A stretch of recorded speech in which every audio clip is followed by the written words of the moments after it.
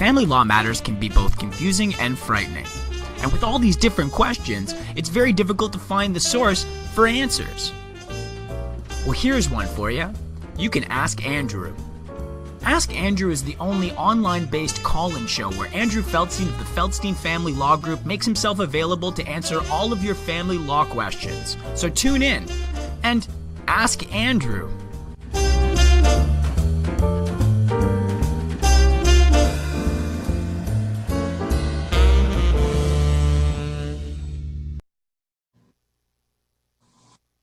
Good afternoon and welcome to the Ask Andrew Show. I'm Andrew Feldstein and I'm a family law lawyer here in Ontario. I'm here to answer your questions about family law. Today, we will be discussing the matrimonial home, but of course, I'll take any question on any topic that you may have about family law. So let's get started. As usual, before the show, we received some questions, and the first one I have is, Dear Mr. Feldstein, hope all is well. This person's grateful for the opportunity to ask questions, get answers for free, and they really appreciate all the help and support at this very difficult time in their life. And they mentioned in a previous episode, I mentioned about a father who regularly gifted his son money, and the money received was treated as income. And this person says, my unemployed husband has a rich mistress who is supporting him. How do we treat lump sum money in his separate sole account and gifts received from his mistress for equalization? Well, to start with, gifts he received from his mistress for equalization is nothing to be shared for equalization. If he got it during the marriage, it's a gift from a third party, and if it's a gift from a third party, it's going to be excluded. The only thing that might be included would be any increased value on that gift. So if you put it in the investment account and it appreciated, that could be shared unless you did the right words to make it a gift. That would be excluded. The question goes on further to talk about, could he exclude them if he says it's a gift or for some business venture? What proof do you need to prove that the gifts are for a business venture? Well, if he got money for a business venture and the business venture didn't work, you're probably out of luck because the money's gone. And if he's able to trace the gift going into the business, he gets to exclude the money that he put into the business as well, which could be the whole business. She says the mistress has previously financed a previous failed business venture. That's fine. She could do that if she wants to. It says her husband is requesting an allowable business investment loss for his 2015 income tax return. We separated early this year. If he receives money back later, could this be included for equalization? And the answer to that is yes, it might be. Because that's something of money owed to you from CRA, and that could be considered money for equalization purposes. Now, I see we have I believe it's a question from on Facebook Live. This is from John. I've been living with my common law partner for 3 years, and we just broke up. She moved out. I got notice from the government saying I have to pay back the child tax benefit because they realized we were living as common law. Does she have to pay it back too? Is she responsible? Well, let's begin with that. John, you were never married. You were living in a common law relationship. Because you were in a common law relationship, it means that you do not have an entitlement to an equalization payment, which is where your assets and liabilities would be factored in. In your situation, you're going to be stuck and you're going to be the one who has to pay it back. From CRA's viewpoint, you got money you shouldn't have gotten, and you're going to have to pay it back to CRA. Unfortunately, that's just the way it's going to fall, and that's life. At the top of the show, I had discussed that we were going to talk about matrimonial home today. And I wanted to start by explaining, because I jumped into the questions right away, I wanted to start by explaining what is the matrimonial home. A matrimonial home is a residence that's ordinarily occupied by the family during the course of a marriage. Some people automatically think that that means there's only one matrimonial home. That is not the case. People can have 2, maybe even 3 matrimonial homes. How does it work to have a matrimonial home? Well, if I have a cottage in Muskoka, as a lot of people do in Ontario, and I go up there in the summer with my family every weekend and maybe take a 1-week vacation and the whole family uses it, as a vacation cottage, that can be a matrimonial home as well as the home in the city. And that can have significant impact from a family law perspective. And I'm going to explain why. Cottages, giving Muskoka as an example, have become so expensive that they've become family treasures. And it's not too often it's not uncommon, I should say, where one parent will end up gifting a cottage to one or more of their children. And this gets into the earlier question about gifting, is if you get a gift of a matrimonial home, you start under the equalization of net family property by saying, if it's a gift, you get to exclude it, you don't have to share it. But if it's a gift that went into a matrimonial home, it has to be shared. So if I inherit the family cottage from my parents and I subsequently separate with my spouse and I was using that cottage as the matrimonial home, I'm out of luck. I'm going to have to share the entire value with my spouse. Now, how can I protect myself from that? The only way you could really protect yourself is in a marriage contract, or rent out the cottage every summer and don't use it as the matrimonial home. Those are the ways that you can deal with it. Other than that, quite frankly, you're going to be stuck.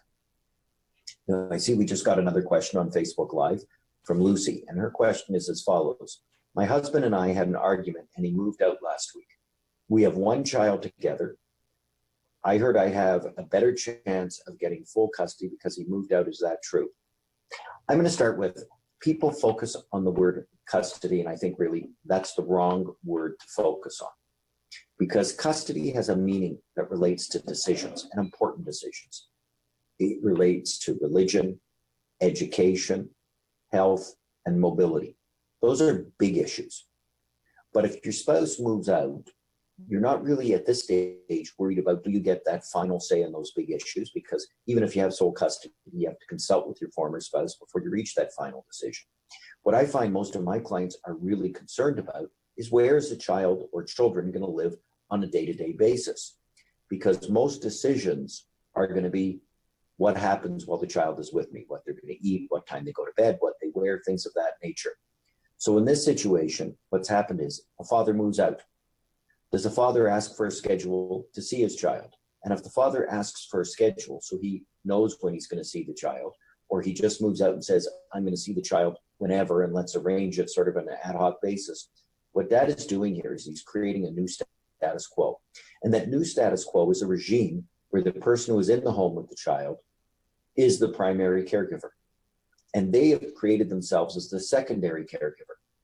By doing that, a court, if it ever went to court, would look at it and say, well, there's a status quo here of the person who stayed in the home, in this case, Lucy being the mother, of being the primary caregiver of this child. And by dad being out of the home, he's become the secondary caregiver. And when dad moves out, what I regularly say to clients is, you want to put a schedule in place before you move out. So if Lucy's spouse had said, I'm prepared to move out, but I want an equal time schedule in place before I move out, it would be a different story. But if he just moved out, he's probably going to end up as a secondary caregiver. Mom, Lucy, would be the primary caregiver. And who has custody is really a secondary issue. And I will frequently tell clients, do you really want to pay to fight about that issue? In some cases you need to, but in a lot you don't. Lucy, I hope that helps you get a better understanding of your situation. Now I want to move back again to the topic for the show, which is the matrimonial home. I gave an example of a cottage property that can be a matrimonial home and how there can be two properties that are matrimonial home. There's other frequent strange anomalies that happen in family law because of a matrimonial home that people need to know about. And I find it's becoming more and more common. People are living together before they're married. In fact, I find most of my cases, people now live together before they're married. And frequently they may have bought a house before they got married. And who owned it and what happened with the home can play a very big role in that. So you take a situation where young couples together, they buy a house, they're living together, and one of the two parties is putting in, say, 75% of the money into that house. Well, the family law says this. It's done on a scheme of whoever, you take your net worth on date of separation, less your net worth on date of marriage, and whoever had a greater increase in their net worth has to pay half the difference to the other. And there's certain exceptions to that rule. And what's always seemed, I think, crazy to most family law practitioners is that if I have a $500,000 in a bank account, I get to deduct that when I separate from my net worth on date of separation. But if I have a $500,000 of equity in the matrimonial home in the date of separation that I brought into the marriage, I don't get to deduct that. And how you arrange your affairs is important, because if you come into the marriage and you buy a house before marriage, you're putting in jeopardy whether you're ever going to have that deduction. And if you're the person who has, say, you're putting down 500,000 and you put 400 of the 500, you're in essence putting your 400 in jeopardy, and they're only putting their 100 in jeopardy. And even if one person owned that home, during the course of the marriage, they sold it and bought a new matrimonial home, then they do get to deduct what they brought in the marriage. It seems absolutely crazy. So if I get married, I own a home, and I still am living in that home on the date of separation with my spouse, I don't get to deduct what I own. But if I sold that house and moved into another one, I can deduct it. Seems a little crazy, but that's the way it is. The other problem that happens is in the scenario where two people buy it together, in most cases, they're going to look at it and say, well, if you were on title as joint owners and it was a $500,000 down payment on it, they're going to give each of you credit for $250 instead of the one person who gave $400. So there's a lot of strange issues that go on with the matrimonial home that people need to realize. And you need to think about it. And you really, before you get married, need to think about how you're going to arrange your affairs. I'm going to say the best way to deal with it is always through a marriage contract. However, not everybody is going to want to go through that process. And at the very least, consult with a family law lawyer if you have significant equity and you're getting married and you're thinking of buying a house, how to deal with it. Now, we have a question from Chloe. And she says, my family is quite wealthy and they want me to get a prenup agreement so that my future husband can't touch the money in case they pass away. Is there any way he could get their money? It's a great question, Chloe, because it's basically the things I'm just talking about. And the problem we have is, at least in Canada, we seem to really value our real estate and the residence we live in. And I've always thought that when most people get an inheritance, where's the most logical place that they're going to put it? They're going to put it in their home, either buying a newer home, doing renovations, or paying down debt. So if you get an inheritance and it goes into your matrimonial home, it's going to be shared with him unless you get a prenup agreement. And if you're going to one day be getting a large inheritance and you want to protect yourself, the best way to do it is with a prenup. And when I say doing it, it's not just going to any lawyer. You need to go to a lawyer that knows family law, practices family law, and actually does a lot of prenups. Because if you're not going to do that, you're asking for problems. There are different ways that some lawyers go about do this, and there's a right way and there's a wrong way. And if you do it the wrong way, you will one day be facing an argument that the contract you have is not valid, because there's a lot of litigation that goes on when people sign prenups to have them set aside. You have to think about it this way. When people are signing a prenup, they're changing what the legislative scheme is. And when they're going into a relationship, they're happy to do that because they think it's fair. 10, 20, 30 years later, they may look at it and say, I don't think it's fair, and I want a chance to do it over. So you really have to think about how you're drafting it. Go with someone who is experienced and appreciates that, because at the end of the day, the contract has to still be fair. If the contract isn't fair, you face a real risk of the contract being set aside one day. So you have to really keep that in mind. And you need to make sure that your partner or your future spouse will get their own lawyer, and you need to make sure that there's full financial disclosure. If you don't do those things, there's a much better chance your contract will be set aside. I hope that question helps you, Chloe. If there's something else you want to follow up on, put it up on Facebook Live, and I'll hopefully have a chance to see it before the end of the show. Now, before I got Chloe's question, I was talking about matrimonial homes and some of the funny issues that happens. It's a really awkward topic for a lot of people, because the matrimonial home for most people is the single greatest asset that they have, but yet they're really quite frequently rolling the dice with the matrimonial home by how they put inheritances in, how they bring it into the marriage, and there needs to be a lot more thought to it. Personally, I think the Ontario government should be amending the Family Law Act to say that when you get married, you should be able to deduct the equity you bring into the home. Because if you did that, it would take away that what feels wrong that if I have it in a bank account, I can use it, but if I have it in the house, I can't. And if you're one of those people that you have a house and you're getting married and you're worried you may own it on the date of separation, I haven't read any cases on this, but so I can't say that it will definitely work, but I would suggest you take out the biggest, largest line of credit you can get on your house the day before you get married or a week before you get married, so you can show that you have money in a bank account. Just picture you have a house worth $1 million and you can get a line of credit for 800. I'd much rather be getting married where I have a house with $1 million, a mortgage of 800,000, and a bank account that I can prove that I had on the date of marriage with $800,000 in it, because at least I know my $800,000 deduction should be pretty secure, and I'm just jeopardizing the $200,000 of equity in the home. I can't promise whether that will work, so I haven't seen any cases on it. And you can also imagine if you're not telling your partner what you're doing, how they may react to find out you put an $800,000 mortgage on a house that they're living in with you. So there's problems that can create in and of itself. Now, the other place that I think it really is time for legislative change that should happen is with inheritances. We spend a lot of time dealing with this concept of you got an inheritance and you need to trace it to the date of separation. And if you put it into the home, it's lost. I think the legislators, it escapes them that the most logical place, like I said earlier, is putting an inheritance in the home. And what they really should be doing, I think, is taking away this concept of having to trace it. It would be a lot simpler to treat it the same as a date of marriage asset, whereas if I get $1 million inheritance from a parent, all I have to do is prove I got that $1 million. If I prove it, I get my deduction for it. Period. End of story. And stop. Unless the other side can argue that I frivolously depleted the money. Because most people, as I said earlier, are putting it into the matrimonial home.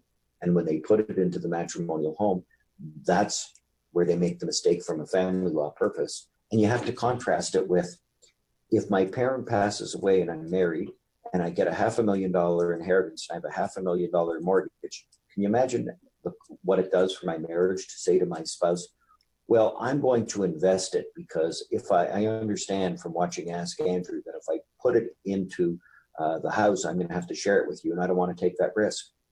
That's what you call the recipe for needing a divorce lawyer, because as soon as you say that to your spouse, it's not good for your marriage. And a lot of things in the act are actual, in the family law, are things that I think create more problems for marriages rather than positive things. And I think the legislators never thought about those particular issues.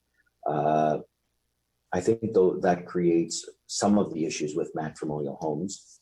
And in addition to that, I did want to talk about briefly the first question that came in, because I know that that person who asked the question about getting money from their mistress, I want to be clear that the case that I mentioned on an earlier show about a father who was imputed income because he received gifts, it wasn't from a mistress, it was from a parent who gave a regular, I believe, monthly check for several years to their child. I don't want people to hear something that I've said and interpret it to mean that all gifts are going to be income. It is the rare and exceptional case where I believe a court will call gifts income. In that case, it was a regular payment. That's different than a parent giving a one-time check to their child. I don't believe a one-time payment will be called income. Personally, I didn't agree with the decision of the court when they did that in that particular case, but I want you to understand that it's very different where you might get one or two big checks versus a regular monthly income stream that's flowing in. And when that happens, that changes the game somewhat, makes it for a better argument. And from the sounds of this particular person, they're trying to somehow attribute some gifts that they've received that their spouse received from a mistress's income. And I think that's going to be a pretty big stretch for them to be successful on that. Now, we've talked about all the problems that there are with the matrimonial home from a family law perspective. I'm going to also look at it from another way, which is what happens when you separate? How is the matrimonial home dealt with? And the matrimonial home is given very special and unique asset. One of the reasons it's special and unique is you cannot sell your matrimonial home. You cannot put a mortgage on your matrimonial home unless you have the consent of your spouse. Okay? And some people try to, because the irony is the law says you can't do it, but all someone has to do is say that it is not a matrimonial home and they can put a mortgage or sell it.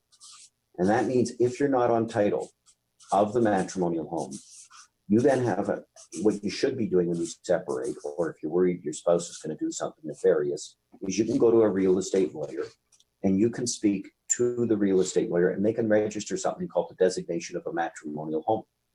Very simple. Only cost a few dollars, a few $100s, I should say. And by doing that, you will then designate it as a matrimonial home and the entire world will know that. And that will block your spouse from being able to sell or encumber putting a mortgage against the home. Now, I see there's another question here from Shelton, who says, how much does a divorce usually cost? And it's a question a lot of people ask, and there really isn't a set answer, because the divorce itself is the easy step. If there's a separation agreement done and nothing's contested, that's easy and it doesn't cost a huge chunk of money. There's various disbursements to the court, which is about $400 or $500 in total. But the real cost is when there's issues, when you're fighting about custody, or you're fighting about access, or you're fighting about child support, or you're fighting about spousal support. All of those type of particular issues is what adds up to costing a significant amount of money and time. And a lawyer can't tell you what it's going to cost because we don't know how much work is going to be involved in a case to start. I remember I had one client who came into my office and he said to me, Andrew, this is going to be the easiest case you've ever had. He said to me that his wife's lawyer had drafted the agreement, everything is agreed to, they got a deal. It's going to be really easy. And I said, great. That night he had an altercation with his wife. He was arrested. And his wife went to court without notice, got all sorts of horrible orders against him. And by the time we were able to get that case settled, that gentleman that said it was going to be the easiest case ever had spent probably $70,000, $80,000. Bottom line is, if you want to fight and there's issues, whether they warrant a fight or not, you can spend a small fortune on it. Or if you want to be good to one another and realize you want to preserve your assets, then the smartest move you can make is try to behave reasonably, give financial disclosure, work towards resolution, and legal fees will not be exorbitant like the one I just mentioned. Now I see we have another question from Jennifer. Am I considered separated if my spouse and I are still living together? Well, a lot of people will be living together in the same home. I did it for a few months when I separated, and it's very common because there's significant financial consequences to moving out, as well as with respect to the schedule. So frequently people will sit down, they'll have a discussion, they'll decide they don't want to continue in the marriage, they want to be living separate and apart. And one person may move out of the matrimonial bedroom, and people will go on and live their lives separately and say they're separated, but they will be in the same home while they're trying to figure out a resolution of the matter. So you can be in the same home and live separate and apart. And in fact, it is really a very common situation that people do that. The question is how long. Some people can do it for a few months, and some people, believe it or not, do it for a few years. So you can still be separated. It just may make it harder if there's a dispute as to what the date of separation is. We're going to be having our next show is going to be coming up on November 16th. We're doing it now, as you can see, from today at 1 o'clock rather than in the evening. And on our next show, we're going to have a real estate professional here as my guest to take questions about divorce and how it impacts on the sale of a home and how a real estate agent and divorce lawyer have to work to try and facilitate the sale of the home. Because in some cases, people will agree that the home should be sold. In some cases, they won't. In some cases, certain people will try and play games to prevent the home from being sold, even after there is an agreement for the sale of the home. I see I have one more question just came in, even though I did my wrap up. So I'm going to deal with that question quickly. It's from Angel. She says, my friend has been married for 24 years, and last year, her husband restricted her access to money and accounts, removing her name from everything. Now she is planning a separation and exit strategy. They have property and children. How does she best proceed to create a best case scenario, keeping assets and the matrimonial home? Well, it's very simple. she needs to start with speaking with a lawyer, because you have to consider what your options are. If he surreptitiously secured all the assets and all the assets are in his name, you may need to commence an immediate court application and ask for an order freezing his assets if she has a concern that he's going to remove them from the jurisdiction. That is a very costly process, and it starts litigation off for most people on the wrong footing, because it's a very aggressive step. But if there's significant assets and they're all in his name, may very well have to do that, especially if he's a flight risk for leaving Ontario. I want to say thank you to everyone who watched. I think it's been a great show. Thank you for your questions and joining me here today. And I hope that you will be watching our show on November 16th at 1 p.m. and sending in your questions on Facebook Live, texting or emailing. And have a great day. Thank you.